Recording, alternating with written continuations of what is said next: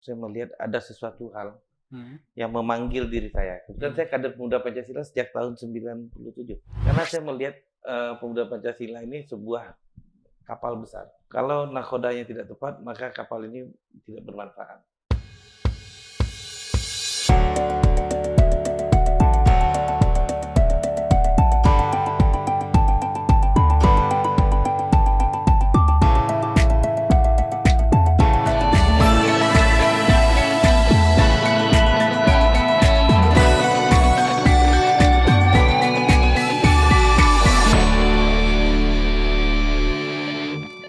Halo kerabat Andalas TV, berjumpa lagi bersama saya Rudi Antono dalam program Andalas Ngepas.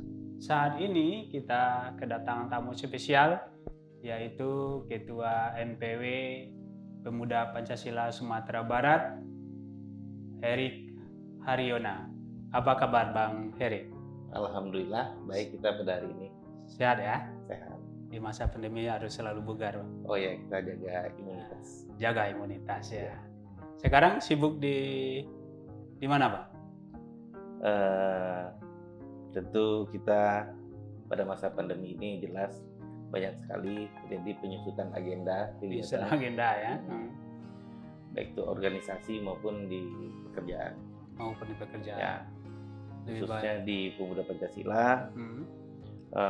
sesuai dengan arahan pemerintah, Hmm. itu kita harus menjadi contoh Hmm. atau memberikan contoh kepada masyarakat. Hmm. Memang kita harus patuh terhadap aturan protokol kesehatan, Hmm. terhadap pertemuan yang bisa kita laksanakan di Hmm. Kota Padang, Sumatera Barat khususnya. Oke, Bang Erik, ini 76 kemerdekaan Republik Indonesia ya, sudah 76 tahun. Dan Bang Erik selaku Ketua MPW Pemuda Pancasila tentu banyak hal yang telah dilakukan selama menjadi ketua ya bersama pengurus yang lainnya. Bang Erik sendiri dalam 76 tahun ini kemerdekaan Republik Indonesia, apa yang Bang Erik lihat dan perlu diperhatikan bersama baik oleh rakyat, oleh masyarakat maupun oleh pemerintah? 76 tahun kemerdekaan Indonesia yang tidak lama lagi kita akan rayakan bersama. Iya. Tidak terasa 2 tahun sudah berlalu, Hmm. bangsa kita mendapatkan musibah pandemi COVID-19 Hmm. yang hari ini menjadi sebuah hal serius Ya. yang harus kita hadapi bersama. Memang dari beberapa tahun yang lalu kami sudah mulai menyerukan Hmm. kita harus berlari meningkatkan rasa nasionalis generasi muda Sumatera Barat khususnya. Ketika itu kami sudah mulai menyerukan, tetapi apa daya kita diterpa pandemi COVID-19, maka dari itu timbullah persoalan baru yang harus kita hadapi. Dan alhamdulillah dari tahun kemarin Pemuda Pancasila di Sumatera Barat, baik kabupaten dan kota, kita berangkulan tangan. Bersama-sama ikut membantu masyarakat dalam hal penanganan COVID. Ya, salah satunya dulu kami ikut membantu menyiram rumah masyarakat dengan disinfektan ya. disinfektan, menjaga perbatasan, membagikan sembako, membagikan masker dan lain-lainnya. Itu semua swadaya. Swadaya. Artinya PP selalu mengambil peran ya dalam keadaan apapun, termasuk dalam masa pandemi. PP juga ambil bagian untuk menghadapi COVID itu. Ya, karena memang ini sudah tugas kami. Kami diamanahkan oleh Republik ini untuk selalu kemana-mana untuk membawa lambang Pancasila. Kami tidak pernah digaji, kami tidak pernah dianggarkan APBD. Nggak pernah ya? Ya, khususnya kami di provinsi, kabupaten, kota, ada beberapa yang pernah, ada yang tidak. Tetapi khususnya untuk beberapa kegiatan mayoritas itu murni swadaya kita di lapangan.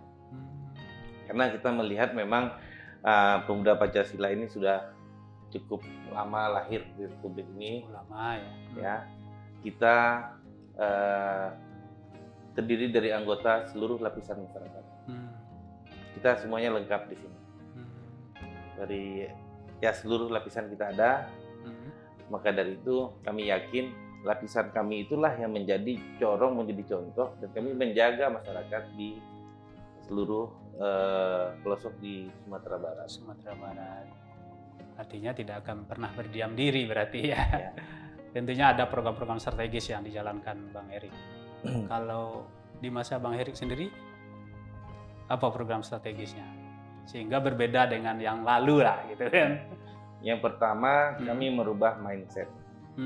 Mindset pemuda Pancasila yang selama ini dikenal memiliki otot yang sangat perkasa. Tetapi hari ini sesuai dengan arahan Majelis Pimpinan Nasional, Bapak Ketua Umum Japto bersama jajarannya memerintahkan kepada kami untuk menjadi organisasi yang humanis. Yang humanis ya. Humanis dan tidak bertentangan dengan hukum, karena selama ini sering kali kami terbentur dengan persoalan itu.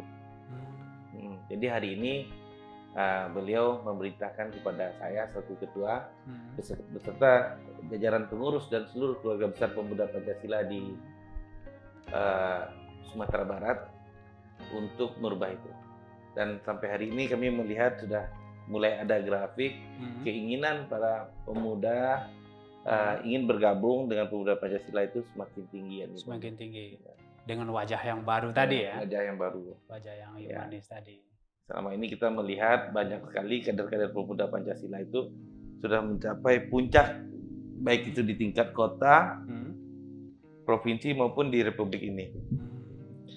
Seperti contoh, kalau di Sumatera Barat dahulunya itu sebelum kami menjadi ketua itu Bang Leonardi. Oh ya. Pernah menjadi ketua DPRD. Sekarang menjadi anggota DPD RI. Dan di Senayan itu DPD RI. Ketuanya Bang Lanyala, itu ketua MPW Jawa Timur. Ketua DPD malah ya? Ketua DPD RI. Ketua MPR RI Bambang Satyo, itu kader pemuda Pancasila dan beberapa orang menteri. Artinya kita juga harus menyiapkan gayung bersambut, estafet, keberhasilan mereka itu harus kita sambut di daerah. Sehingga kita bisa menjalankan arahan-arahan atau turunan-turunan prestasi mereka itu bisa kita aplikasikan di tengah masyarakat. Dan lebih penting lagi sebenarnya kader-kadernya juga harus menempati posisi-posisi yang dicontohkan oleh para senior itu, baik di provinsi maupun di kabupaten kota. Jadi cukup signifikan lah para kadernya gitu kan. Kalau sekarang Bang Erik, kan masa pandemi kan kata Bang Erik tadi ikut bantu dan masyarakat dengan wajah-wajah yang baru, lebih pendekatan humanis. Apalagi selain supaya lebih kelihatan humanis ya. Tadi kan ada program ya kan, memberikan bantuan segala macam. Apalagi program yang dijalankan sehingga memang tampilannya itu memang lebih humanis dan lebih produktif gitu. Ya. Jadi pemuda Pancasila itu sekarang memiliki badan otonom. Badan otonom. Salah satunya di situ ada Badan Pengusaha Pemuda Pancasila BP3. Yang insya Allah mungkin pasca pandemi atau kita sedang mencarikan formula yang tepat, kita akan memberikan edukasi kepada para pemula, pelaku-pelaku ekonomi atau adik-adik mahasiswa. Itu kita berikan pelatihan agar mereka bisa menjadi pelaku usaha untuk meningkatkan atau mempertahankan kondisi ekonomi kita di Sumatera Barat. Ya. Terutama untuk kader itu berarti Bang? Ya, pertama kader, setelah itu tentu kita lebih luas lagi kepada masyarakat. Lebih luas lagi kepada masyarakat. Dan itu responnya bagaimana Bang? Dengan tokoh-tokoh muda yang kami rekrut, itu bisa menjadi magnet baru. Magnet baru ya. Dan animo mereka juga kami lihat juga cukup tinggi ya. Dan mereka juga nyaman pada pemuda Pancasila hari ini karena kita tidak terlalu banyak benturan, yang kita lebih banyak kepada diskusi, debat dan program-program strategis, dan kita menghindari benturan-benturan yang tidak bermanfaat pada hari ini. Apalagi kondisinya susah sekarang ya. Bang Erik, ini kita mau tanya juga ini, Bang Erik kan dulu sebelumnya ketua HIPMI ya. Ya. Ketua HIPMI tiba-tiba menjadi ketua Pemuda Pancasila. Ini kenapa memilih Pemuda Pancasila waktu itu ya? Saya jadi ketua HIPMI itu tahun 2008 sampai 2011. Ya. Setelah 2011 saya demisioner dan HIPMI itu hanya boleh 1 periode. Tujuannya apa? Supaya terjadi regenerasi. Setelah itu saya aktif di HIPMI tingkat pusat. Di zamannya Raja Sabta Oktohari, ketua NOC Olimpiade kemarin yang berangkat. Setelah itu Bahlil, Pak Bahlil Lahadalia itu kan. Setelah itu saya kembali ke Sumatera Barat. Kalau Bahlil kan jadi menteri dia. Ya, Bahlil jadi menteri. Saya kembali ke Sumatera Barat. Saya mulai aktif lagi berorganisasi. Ketika itu saya masuk politik.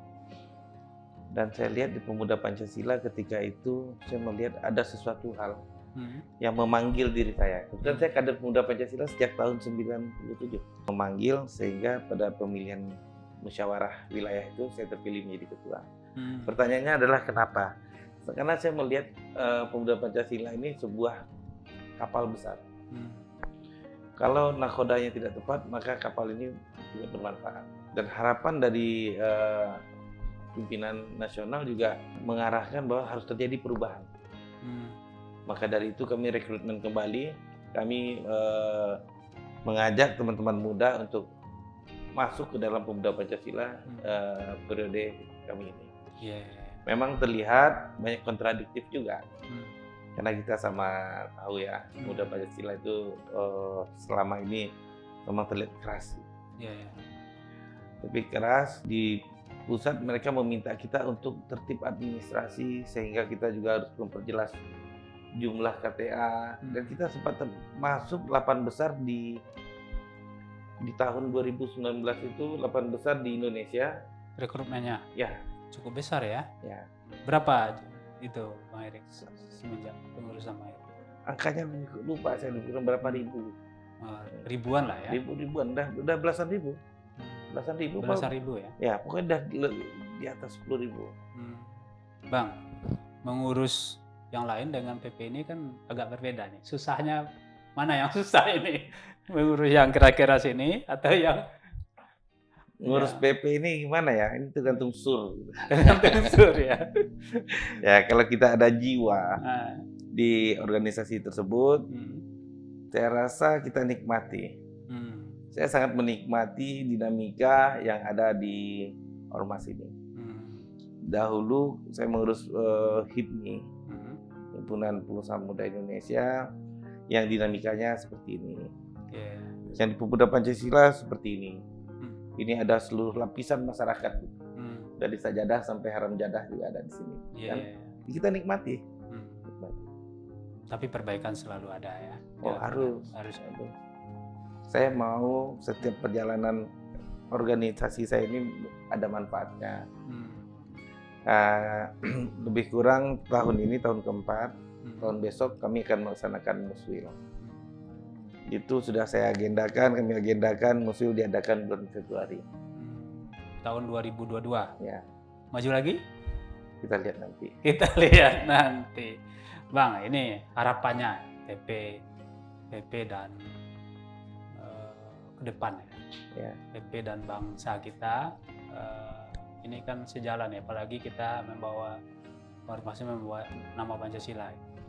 Ke depan apa harapan Bang Erik dengan keberadaan PP itu sendiri? Ya, tetap harapan kami terhadap pemerintah, ayo kita bersama-sama. Kita berangkulan tangan, kita bangun daerah kita. Kita bangun bangsa kita. Karena sesuai pesan Pak Gubernur, tidak bisa sendiri. Kita harus bersama-sama membangun atau melaksanakan sesuatu yang harus kita lakukan di Sumatera Barat. Kami siap untuk membantu semua program pemerintah daerah maupun pemerintah pusat. Kami siap. Oke. Terima kasih Bang Erik atas kehadirannya di Andalas TV. Semoga apa yang kita bincangkan bermanfaat dan bisa menjadi pelajaran bagi para kerabat Andalas TV. Baik, terima kasih. Oke, kerabat Andalas TV, perbincangan saya dengan Bang Heri Karyona, Ketua MPW Pemuda Pancasila Sumatera Barat. Semoga bermanfaat dan sampai jumpa.